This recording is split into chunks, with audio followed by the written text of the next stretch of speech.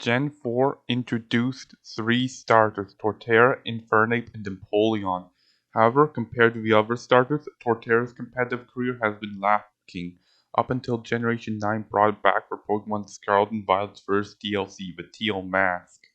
Before I continue, I will tell you that I would like you to like, subscribe, and share this video, and for you to leave your thoughts in the comment section below. As a small YouTuber, every view, like, subscription, and share means so much to me. But first things first, we will need to look at what made Torterra bad in previous generations. First things first, Torterra the slow, bulky starter. Slow, bulky starters tend to be terrible when they don't have a way to boost their speed like Venusaur's Chlorophyll, Priority like Rillaboom's Grassy Glides enabled by Grassy Surge, or anti-Betis threats like Skeldurge's Unaware. Not that I'm saying being slow, bulky immediately dooms a Pokemon, but a Pokemon that relies on its bulk needs to have a great defensive typing. Torterra has 95 base HP, 105 base defense, and 85 base special defense, which should work in practice, but it's not ideal. Torterra's greatest problem is that it's a grass ground type. It was the only grass ground type until Generation 9's Toedscool and Toedscruel.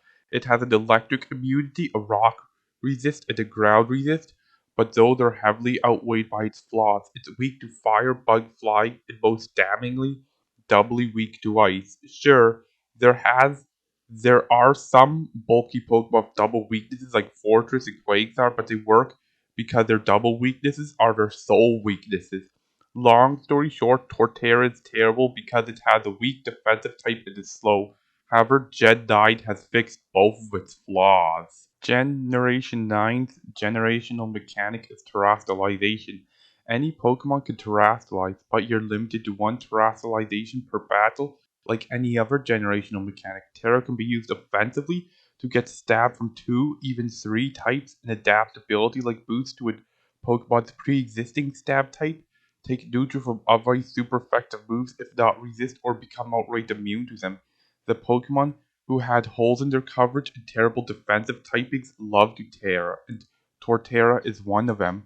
Torterra can run Tera Grass or Tera Ground to empower its stab, but they don't do much about its weaknesses. Torterra can run Tera Rock, which lets it get stabbed on Edgequake, as like every other ground type ever, Torterra gets rock coverage, and Rock has great offensive synergy with Grass and Ground. Tera Rock also turns its fire and flying weaknesses into resistances. It can also run Tera Fire, as fire synergizes very well offensively with Grass and Ground. Seeing that being a pure grass type or pure bug type or grass bug type would resist both of Torterra's stab types, with a grass bug type even doubly resisting both Torterra's stab types and Breloom and other grass vine types, as well as being resistant to Torterra's typical rock coverage. Fire just synergizes with grass, rock, and ground offensively very well. Also, Fire's defensive utilities include resisting ice, bug, and fire, and stopping Torterra from being hobbled by birds. Terrestrialization was something Torterra could take full advantage of offensively and defensively. However, terrestrialization wasn't the only thing that Torterra could finally use to rise up to OU. The single most important new tool in Torterra's arsenal was the addition of Shell Smash. Shell Smash lowers defense and special defense by 1 but increases attack, special attack, and speed by 2.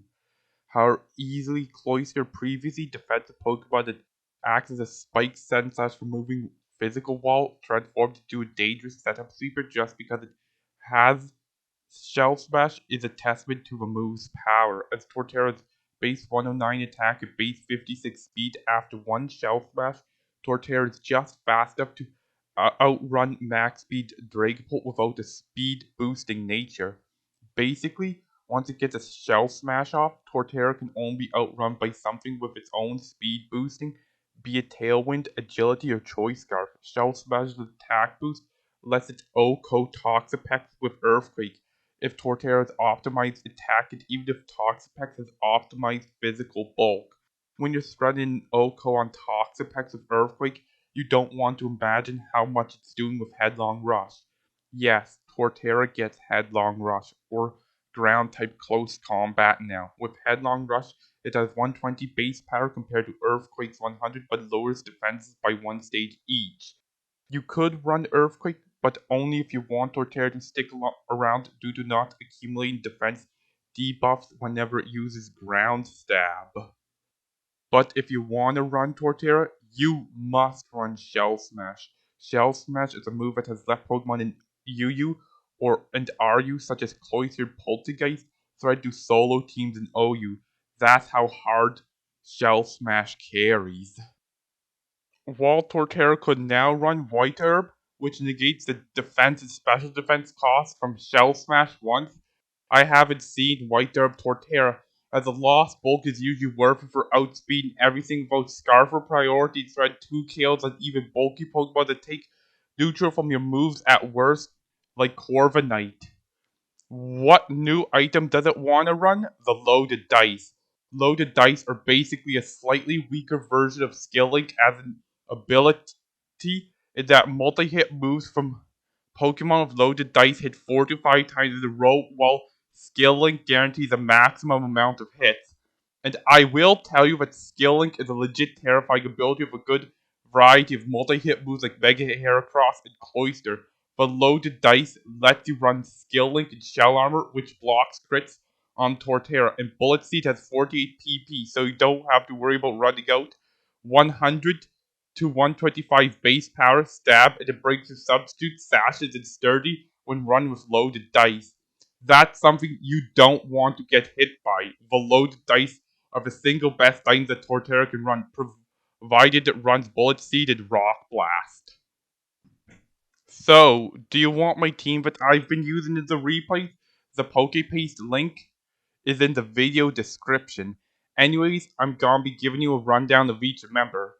Torterra is who I built this team around. The Torterra set I run uses Loaded Dice to guarantee 4 to 5 hits from Bullet Seed and Rock Blast, Shell Smash for setup, and Earthquake for Ground Stab. I run Tera Rock as it gives Rock Blast Stab, and Rock, Ground, and Grass have great coverage and defensive synergy. Next, Ribombee acts as a fast suicide setup. Shield Dust stops additional effects so she can't be flinched.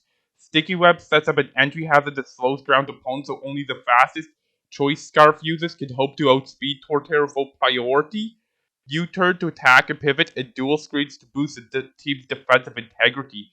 The Mental Herb stops her from being shut down by taunt or encore just once. She's more or less a suicide lead. Third, we have Indeedee. Indeedee is better in doubles, but she has a niche here. Her Psychic Surge and Terrain Extender grant 8 turns of boosted Psychic moves and priority immunity, and she can use Psychic to take advantage of that. She also has Hyper Voice and Dazzling Gleam for additional offensive options, and Healing Wish to sacrifice herself to fully restore an ally in a pinch. Fourth, we have Garganackle. Garganackle is the only good defensive rock type since Tyranitar, and that's because it has good physical and special bulk, access to reliable recovery and recover, and the ability to deal passive damage in Salcure. My Garganack runs Salcure, Recover, Iron Defense, Protect, Leftovers, Purifying Salt, and Terra Ghost, which is a rather common set, but it's common because it works.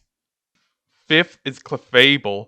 Clefable rides a wave of power creep yet again, able to tear steel to turn his steel weakness into resist and his poison weakness into an immunity. He runs a Crit Me Not sweeper set of Cosmic Power, Store Power, Draining Kiss, Wish, Magic Guard, and Life Orb. Magic Guard's complete immunity to passive damage means that after getting a few Cosmic Powers off, Clefable's not impossible to kill outside of landing a crit. Finally, we have Cramorant. Cramorant's Gold Missile and Focus Sash guarantees she gets one Surf off, let her punish whomever attacks her next. She also runs Roost for recovery, Air Slash for flying stab, Ice Beam for coverage, and Tera Ground to turn her rock weakness into a resistance and her electric double weakness into an immunity.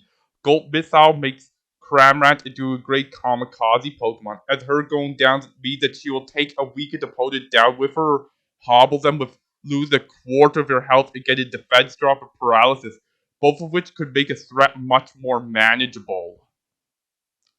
So, how much did Torterra benefit from getting buffed in Generation 9? It's finally as good as, if not better than, the other Sinnoh starters. With a loaded dice shell smash set, Torterra effectively becomes a grass type cloister, and that is very good. Do I see Torterra being banned to Ubers? No, there's still a good amount of counterplay for it. Do I see Torterra falling? It's a possibility, but even if it falls to UU or RU even lower, it still has a valuable niche in OU and can function perfectly well there. Thank you very much for watching. Please remember to like, subscribe, and share for more content. Every view, like, sub, and share means so much to me. Tyson out.